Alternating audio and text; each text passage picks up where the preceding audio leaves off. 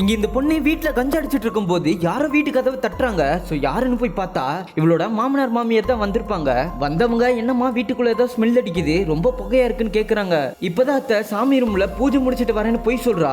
சரி ஓகே, என் பையன் எப்போ வருவான்னு கேட்க இவ்வளோ அவர் வர்றதுக்கு லேட் ஆகும், 2 பேர் வந்து சாப்பிடுங்கன்னு கூப்பிடுறான். இவங்க 2 பேத்தையும் டைனிங் டேபிள் உட்கார வச்சு பெரிய வாழைலாம் போட்டு நான்வெஜ்ல என்னெல்லாம் ஃபுட் இருக்கோ அது எல்லாத்தையும் செஞ்சு அவங்களுக்கு பரிமாறுறா.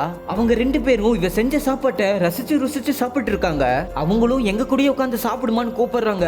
இல்லாத என் புருஷன் வந்தக்கு அப்புறம் சாப்பிட்டுக்கிறேன்னு சொல்லிட்டு இவங்க 2 பேரும் சாப்பிட்டு முடிச்ச அப்புறம் அவங்க கிட்ட ஒரு விஷயத்த சொல்றா. அத்தை அது என்ன விஷயம்னா, உங்களையும் உங்க மகனையும் எப்படி கொல்றதுன்னு பிளான் போட்டேன். முதல்ல உங்க பையனுக்கு சோத்துல சைனடு வச்சு கொன்னுட்டேன். அப்புறமா உங்க மகனோட பாடியை எங்க கொண்டு போய் போறதுன்னு ஒண்ணுமே புரியாம முழிச்சிட்டு இருந்தப்பதான் உங்க பையனை துண்டு துண்டா வெட்டி உங்க 2 பேத்துக்கும் சமைச்சு கொடுத்தேன். அதை தான் நீங்க கொஞ்சம் கூட மிச்சம் வைக்காம சாப்பிட்டீங்கன்னு சொல்றா. அப்புறம் இன்னொரு சந்தோஷமான விஷயத்த, உங்க 2 பேத்துக்கும் சோத்துல விஷ வச்சுட்டேன். எதுக்கு உங்களுக்கு விஷ வச்சுன்னு சாகிறதுக்கு முன்னாடி தெரிஞ்சுக்கோங்க. உங்க பையன் ஒரு சைக்கோன்னு தெரிஞ்சு எனக்கு கட்டி வச்சு என் வாழ்க்கையே கெடுத்துட்டீங்க. அதுக்கு தான் உங்களுக்கு விஷ வச்சுன்னு சிரிச்சுக்கிட்டே சொல்றா. அந்த பையனோட அம்மா மயக்கத்துல இருக்கும்போது அந்த அம்மா கூட இவ டான்ஸ் ஆடுறா. அப்ப சடனா காலிங் பெல் அடிக்குது. யாருன்னு பார்த்தா